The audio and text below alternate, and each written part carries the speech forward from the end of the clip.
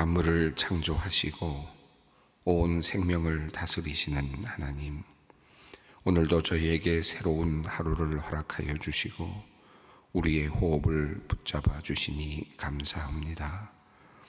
주님께 감사하며 주님의 말씀을 사모하며 주님을 찬양하며 주신 하루를 시작하자 해 뜨기 전 춥고 어둑한 새벽길을 지나 예수 소망, 예수 구원, 예수 생명의 불빛을 바라보며 예배의 자리로 나왔습니다.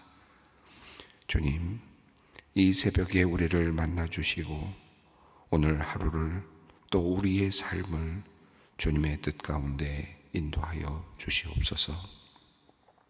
하나님, 일생일보 초대 찬양 집회로 모이는 오늘의 수요 기도회를 위해 기도합니다. 이 시간이 단순한 콘서트가 아닌 주님의 은혜와 사랑이 충만히 임하는 거룩한 자리가 되기를 원합니다. 초대받은 모든 영혼들이 기쁘게 참석할 수 있도록 그들의 발걸음을 인도하여 주시옵소서. 그들의 마음을 활짝 열어주셔서 주님의 사랑을 경험할 수 있도록 은혜를 내려 주시옵소서. 찬양을 통해 주님의 임재를 체험케 하시고 주님을 알지 못하는 이들에게는 복음의 씨앗이 심어지게 하시며 믿음이 연약한 이들에게는 새 힘과 소망이 가득 넘치게 하여 주시옵소서. 아이자야 61 찬양팀에게 성령의 기름 부으심을 허락하시고 온 마음과 정성을 다해 주님을 높일 수 있도록 인도하여 주시옵소서. 이 찬양 집회를 위해 수고하는 모든 이들을 축복하여 주시기를 기도합니다. 이들의 헌신과 노력이 주님 보시기에 아름다운 예배가 되게 하시고 그들을 통해 주님의 영광이 드러나게 하여 주시옵소서. 다음 주의 수요일에 있을 치유 성찬 예배를 주님께 또한 의탁드립니다. 그 시간을 통해 주님의 치유의 능력이 강력히 드러나기를 간구합니다. 주님, 우리는 육체적, 정신적, 영적으로 많은 상처와 아픔을 안고 살아갑니다. 우리의 힘으로는 극복할 수 없음을 고백하오니 주님의 치유의 손길로 우리를 만져 주시옵소서. 예수님께서 이 땅에 계실 때 행하신 치유의 기적들을 기억합니다. 병자들에게 일일이 손을 얹어 기도해 주신 주님의 행적을 기억합니다. 우리가 주님의 능력을 바라보며 치유의 기도를 드릴 때 오늘도 동일한 능력으로 성령께서 역사하실 줄로 믿습니다. 하나님, 육체의 질병으로 고통받는 이들에게 치유의 은혜를 베풀어 주시옵소서. 만성적인 질환, 불치의 병, 사라지지 않는 통증으로 괴로워하는 이들을 긍휼히 여겨주시고 주님의 능력으로 회복시켜 주시옵소서. 마음의 상처와 정신적 고통으로 힘들어하는 이들을 위로하여 주시옵소서. 우울증, 불안, 중독, 트라우마로 고통받는 이들의 마음을 주님께서 친히 어루만져 주셔서 포로된 자에게 베풀어 주신 그 자유를 누리게 하시고 참된 평안을 얻게 하여 주시옵소서. 또한 주님, 영적으로 메마르고 지친 영혼들을 새롭게 하여 주시기를 기도합니다.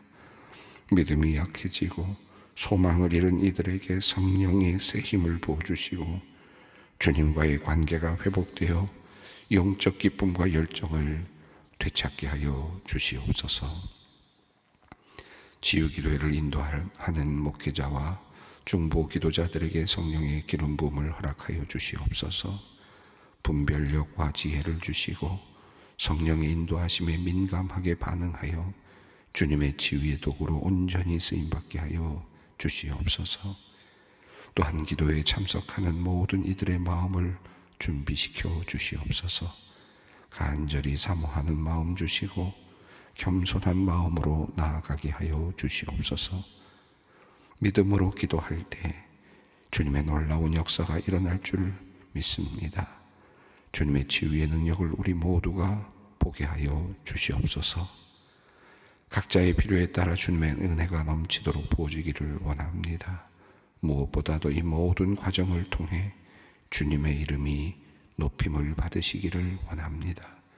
우리의 치유와 회복이 주님의 영광을 위한 것임을 고백합니다. 우리를 통해 주님의 선하심과 능력이 증거되게 하여 주시옵소서. 하나님, 군복무로 우리나라의 평화와 안전을 위해 헌신하고 있는 주님의 자녀들을 위해 기도합니다. 그들의 희생과 봉사를 기억하시고 주님의 강한 팔로 보호하여 주시기를 기도합니다. 훈련과 임무 수행 중에 일어날 수 있는 모든 위험으로부터 보호하여 주시고 이들이 어디에 있든지 주님의 보호하심이 함께하기를 기도합니다. 이들의 육체적, 정신적 건강을 붙들어 주시기를 원합니다. 고된 훈련과 긴장된 상황 속에서도 강인한 체력과 정신력을 유지할 수 있게 하여 주시고 스트레스와 피로를 잘 극복할 수 있는 힘을 허락하여 주시옵소서. 군대 내 신앙생활을 돕는 군종 장교들과 사병들에게 함께하여 주시고 그들을 통해 많은 군인들이 주님을 만나고 믿음 안에서 위로를 받게 하여 주시옵소서. 이 시간 질병과 고통으로 힘든 시간을 겪고 있는 모든 소망의 성도들을 주님께 올려드리며 기도합니다. 모든 환자 위에 주님의 치유의 손길이 임하기를 간구하오니 이들이 주님의 사랑과 은혜 안에서 힘을 얻고 속히 회복해 하여 주시옵소서. 탈장 수술을 앞두고 입원한 집산 위에 기도합니다. 지난 9월 왼쪽 탈장 수술을 잘 마치고 이제 오늘 입원하여 오른쪽 탈장 수술을 합니다. 집사님의 몸과 마음을 평안으로 채워주시고 의료진에게 지혜와 능력을 더하여 주셔서 수술의 모든 과정이 안전하고 순조롭게 진행되게 하여 주시옵소서. 수술 후 회복의 시간에도 하나님의 인도하심과 보호하심이 함께하여 온전히 건강을 되찾을 수 있도록 은혜를 베풀어 주시옵소서. 이제 말씀 앞으로 나아갑니다. 오늘 말씀을 통하여 복음 전파의 사명을 다시 깊이 묵상하며 헌신하는 우리 모두가 되게 하여 주시옵소서. 예수님의 이름으로 기도드립니다. 아멘. 오늘 주시는 말씀입니다. 누가복음 4장 42절로 44절까지 말씀을 함께 봉독합니다. 누가복음 4장 42절부터입니다. 함께 읽습니다. 날이 밝음에 예수께서 나오사 한적한 곳에 가시니 무리가 찾다가 만나서 자기들에게 떠나시지 못하게 만류하려 하매 예수께서 이르시되 내가 다른 동네에서도 하나님의 나라 복음을 전하여야 하리니 나는 이 일을 위해 보내심을 받았노라 하시고 갈릴리 여러 회당에서 전도하시더라. 아멘. 우리가 어제 본문을 읽으면서 한 몇 가지를 살펴보았습니다. 예수님께서 회당에서 일어나라고 하는 그 단어를 주목해 보았는데 단순하게 회당에서 일어났다라는 표현보다는 나름의 의미를 담은 그런 표현이었다는 사실을 우리가 함께 살펴보았습니다. 베드로의 장모, 시몬의 장모가 열병으로부터 고침을 받은 다음에 일어나서 이제 수종을 들었다라고 하는 표현이 이어지면서 하나님의 아들이신 예수님의 봉사, 하나님의 아들이신 예수님의 사역이 이제 고침을 받은 사람들에게서 이어지고 있고 은혜를 입은 사람들에게서 반응으로 나타나고 있다라는 사실을 먼저 살펴보았습니다.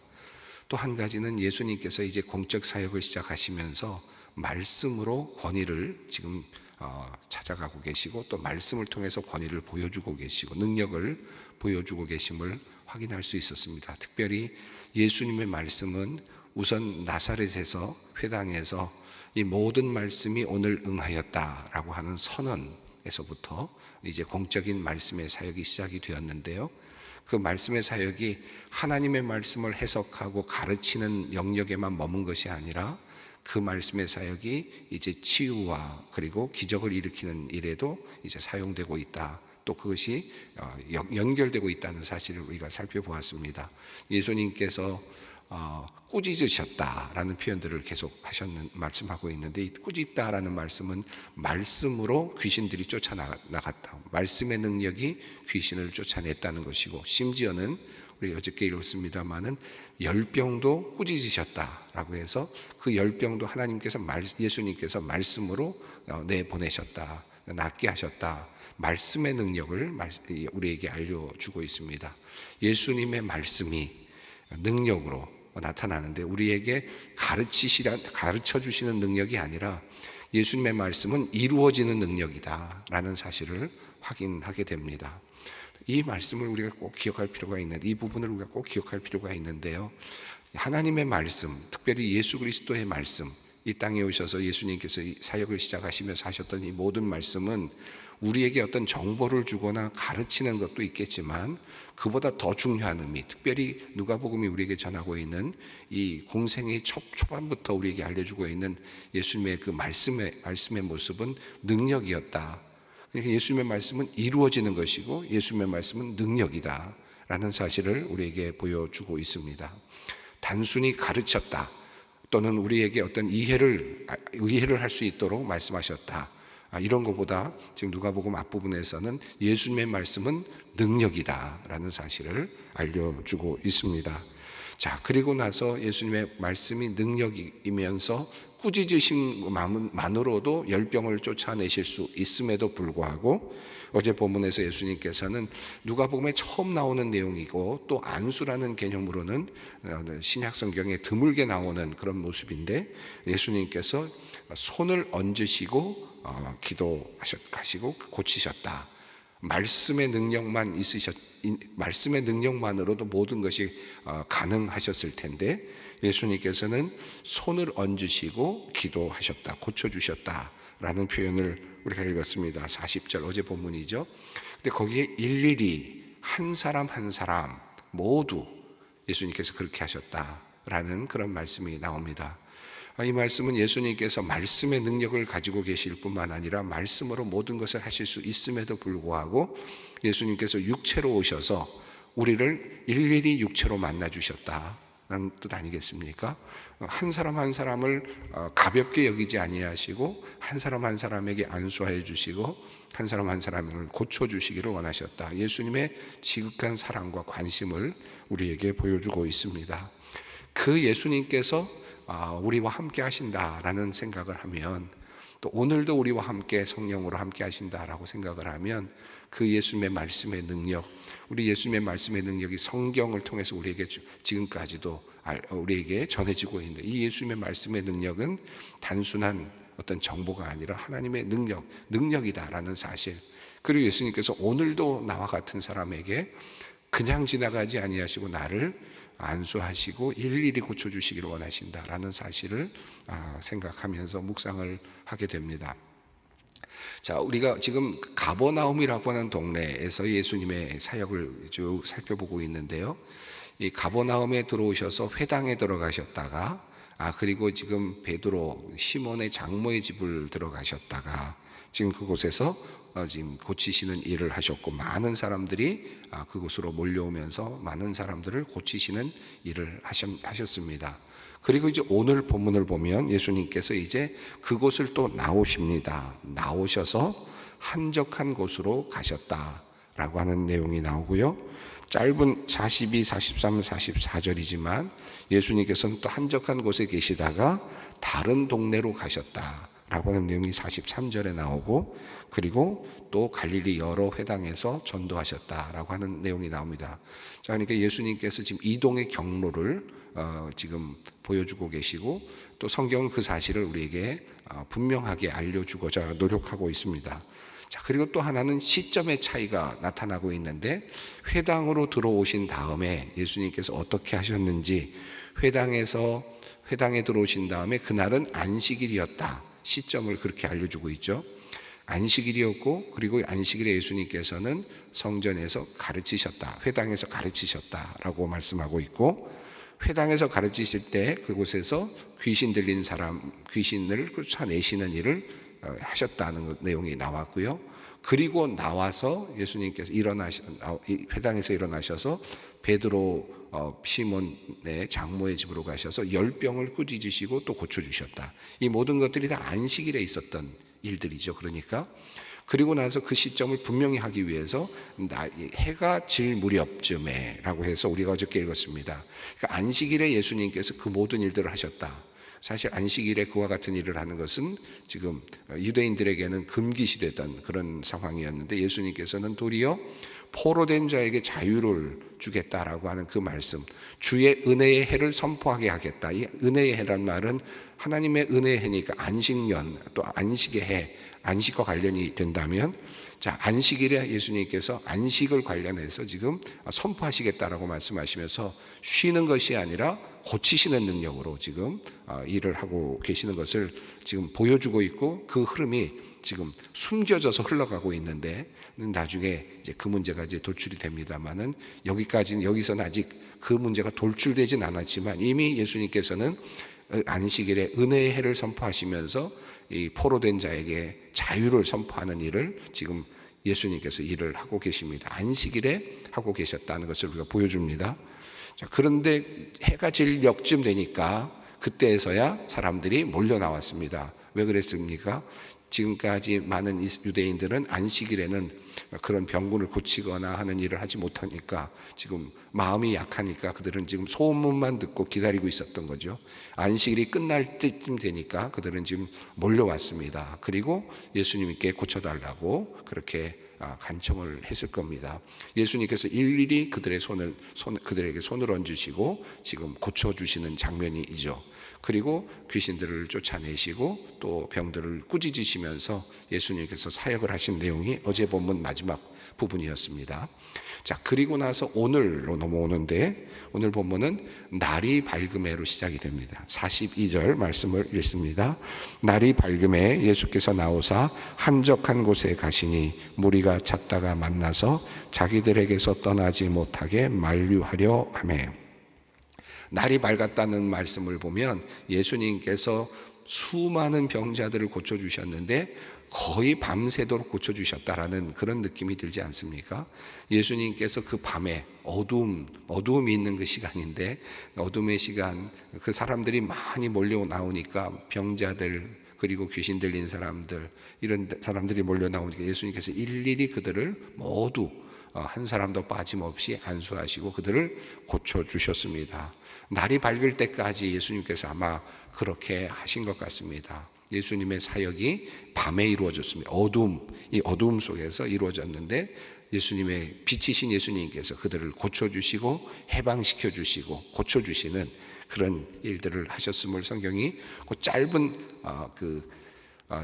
장절의 흐름 속에서 우리에게 암시해주고 있습니다. 자, 날이 밝았습니다. 예수님께서 많은 사역을 하셨는데 그런데 예수님께서 그렇게 모든 사역을 치유의 사역을 하신 다음에 나오사라고 그렇게 말합니다. 날이 밝음에 이제 그곳에서 나오셨습니다. 장모의 집에서 나왔다고 봐야 되겠죠. 장모의 집에서 많은 사람들을 치료하시던 또는 그 옆에 그곳에서 치료하셨던 그 자리에서 나오셔서 한적한 곳으로 가셨습니다. 여기서 광야의 의미가 담겨 있는 뜻입니다. 이 한적한 곳이란 말은 다시 광야로 라고 하는 것으로 지금 나아가는 것을 볼 수 있습니다.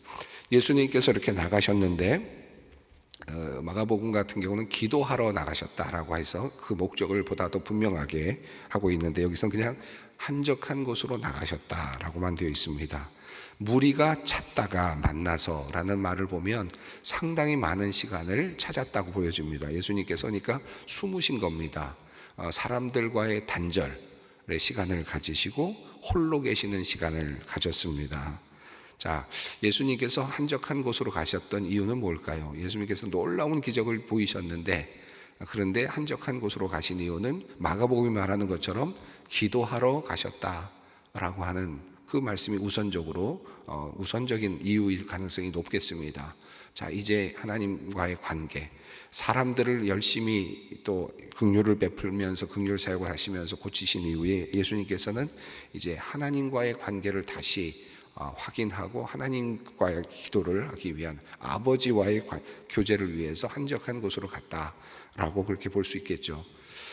그런데 누가복음은 그냥 한적한 곳으로라는 말로 이렇게 표현한 것으로 봐서 더 많은 상상력을 우리에게 주고 있기는 합니다. 아마도 예수님께서는 많은 사람들을 고치신 다음에 인기가 급상승했을 가능성이 있겠죠.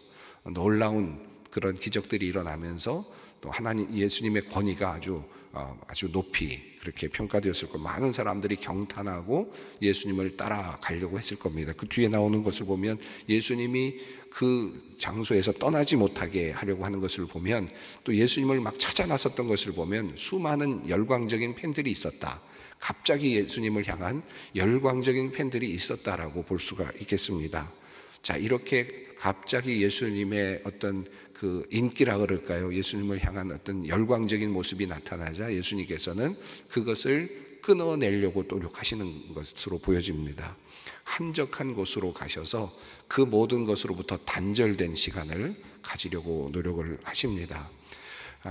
우리가 보통 살면서 이렇게 한참 인기가 높을 때, 열광적일 때 이걸 끊어내기가 쉽지 않은데 예수님께서는 이것을 정확하게 끊어내고 계시는 것을 볼 수 있습니다. 그러면서 예수님의 목적, 예수님께서 이 땅에 오신 그 자신의 어떤 삶의 목적에 대해서 다시 한번 생각하는 그런 기회를 가지셨을 거라고 생각합니다. 왜 내가 여기 있는가? 나는 무엇을 위해서 존재하는가? 어떻게 나는 살아가기를 위해서 하나님께서 나를 보내셨는가? 이 질문에 대한 대답을 했던 자리가 바로 한적한 곳 아니었겠습니까? 열광적인 그런 반응들을 뒤로 하고 사람들의 어떤 그런 관계에서 나타나는 어떤 순간적인 어떤 인기를 뒤로 하고 그는 다시 한번 자기 자신을 돌아보는 자리로 갑니다. 그리고 한적한 곳에서 내가 누구인가? 나는 왜 이곳에 왔는가? 예수님께서는 분명한 목적이 있으셨습니다. 이 땅에 오신 목적이 있었는데 내가 왜 이 자리에 왔는가에 대해서 생각을 하십니다. 자, 이렇게 홀로 계시던 그런 중에 사람들이 결국은 예수님을 찾아냈습니다. 그리고 예수님을 만나서 그들은 자기들에게서 떠나지 않기를 만류합니다.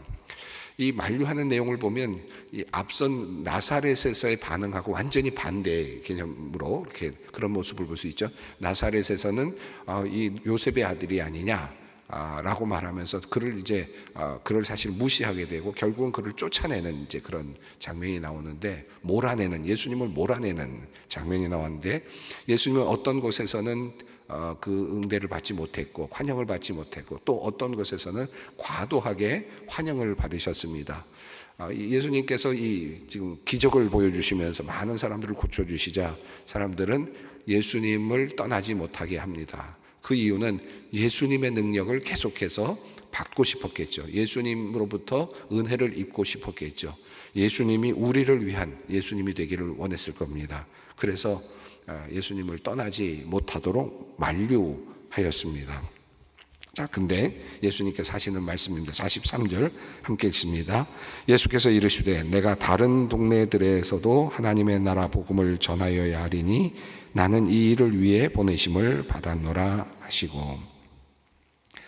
자, 이렇게 인기가 높아지면 어땠습니까? 아무래도 그냥 거기 좀 남아있는 게 괜찮겠다라는 생각이 들 것 같고, 저도 아마 그럴 것 같은데, 예수님께서는 자신의 목적, 자신의 삶에 대한 분명한 그런 의미를 알고 계셨습니다. 예수님은 내가 왜 지금 여기에 있는가를 알고 계셨기 때문에 예수님께서는 그렇게 사람들의 인기와 만류에도 불구하고, 이곳에 남아달라고 하는 그들의 간청에도 불구하고 예수님은 다른 동네로 가시겠다고 하십니다.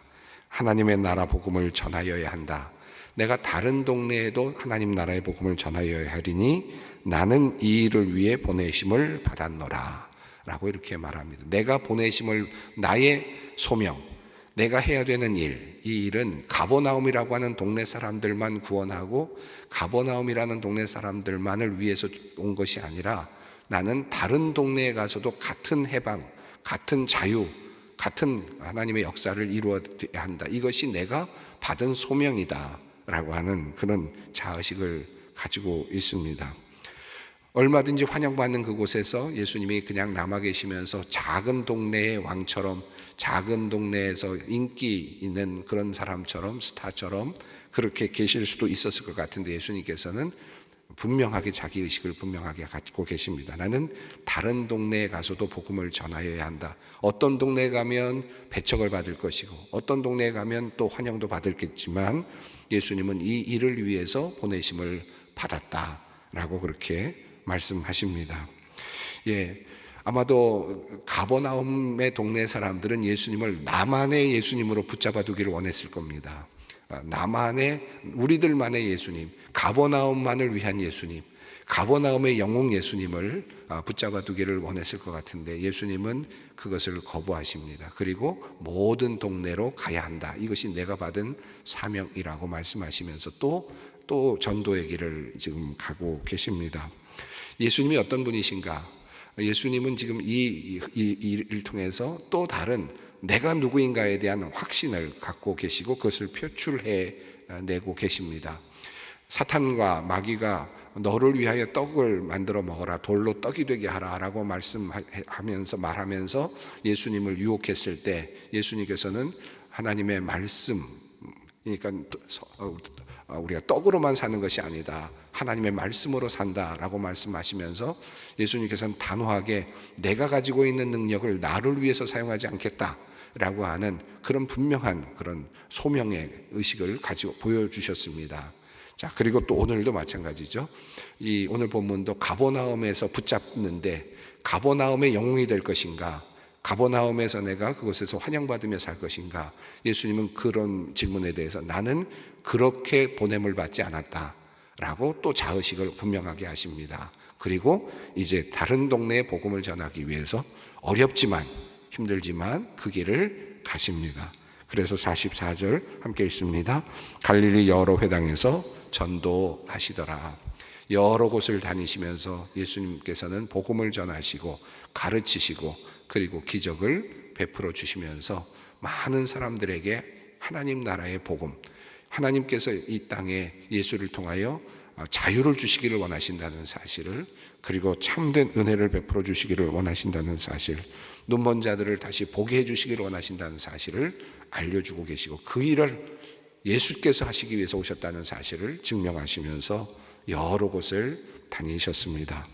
예수님께서 또 다른, 이제 나는 왜 보내심을 받았는가, 나는 누구를 위하여 무엇을 위하여 보내심을 받았는가, 또 다시 한번 이 소명을 분명하게 하고 계시는 그런 모습이라고 할 수 있겠습니다.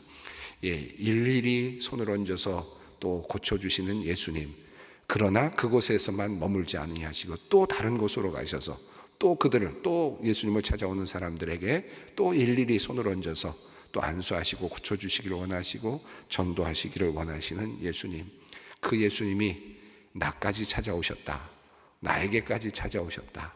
그 예수님 그렇게 움직이시고 그렇게 예수님께서 동네를 다니시면서 그렇게 전도하시면서 가신 그 예수님이시기에 이 동쪽 끝에 있는 나라에까지 예수님의 소문이 왔고 예수님의 사역이, 예수님의 손길이 닿았다, 나에게까지 닿았다라고 생각하면 이것이 우리에게는 큰 은혜가 아닐 수 없습니다. 오늘 짧은 구절이지만 이 말씀 붙잡고 또 우리 은혜 받은 내용들, 또 주님께서 주시는 말씀들 붙잡고 함께 기도의 자리로 나아가겠습니다. 하늘에 계신 우리 아버지, 아버지의 이름을 거룩하게 하시며 아버지의 나라가 오게 하시며 아버지의 뜻이 하늘에서와 같이 땅에서도 이루어지게 하소서. 오늘 우리에게 일용할 양식을 주시고 우리가 우리에게 잘못한 사람을 용서하여 준 것 같이 우리 죄를 용서하여 주시고 우리를 시험에 빠지지 않게 하시고 악에서 구하소서. 나라와 권능과 영광이 영원히 아버지의 것입니다. 아멘.